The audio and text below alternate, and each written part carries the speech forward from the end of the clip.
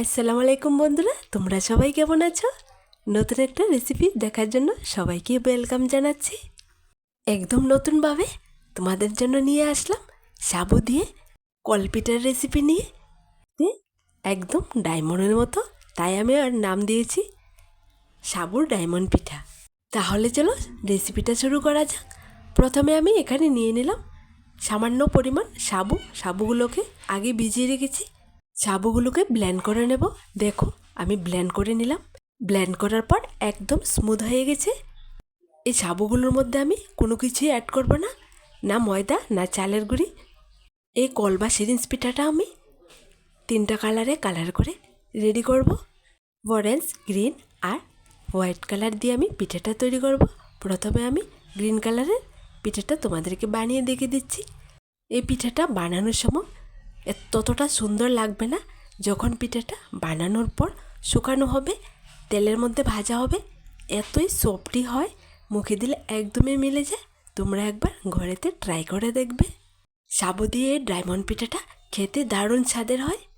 দেখো গ্রিন কালারটা দিয়ে আমি একটা পিঠে রেডি করে নিলাম। এবার হোয়াইট কালার দিয়ে আরেকটা পিঠে রেডি করে তোমাদেরকে দেখাচ্ছি। একদম সহজে তোমরা করে নিতে পারবে।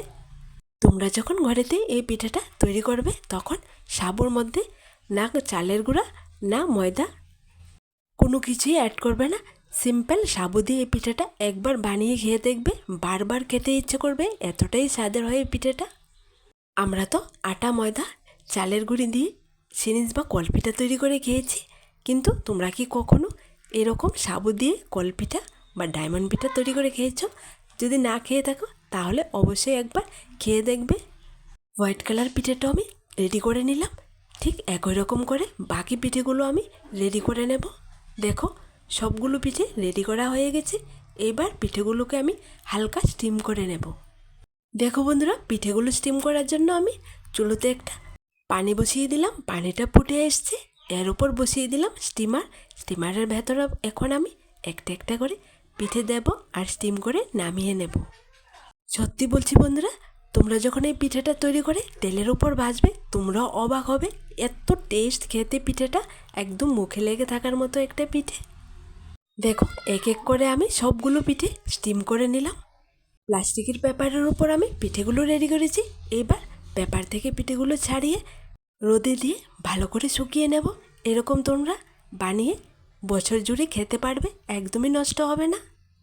দেখো বন্ধুরা, সবগুলো পিঠে আমি প্লাস্টিকের পেপার থেকে ছাড়িয়ে বড় একটা স্টিলের থালিতে নিয়ে নিলাম রোদ্রে শুকানোর জন্য। সাবুদানার এই ডায়মন্ড পিঠাটা তোমাদের কাছে কেমন লাগলো ছোট্ট একটা কমেন্টে লিখে জানাবে। দেখো বন্ধুরা, রোদ্রেতে দিয়ে পিঠেগুলো শুকিয়ে নিলাম। শুকানোর পর দেখো কতটা সুন্দর লাগছে। তোমরা এই ডায়মন্ড পিঠাটা অন্যরকম পদ্ধতিতে বানাতে পারবে।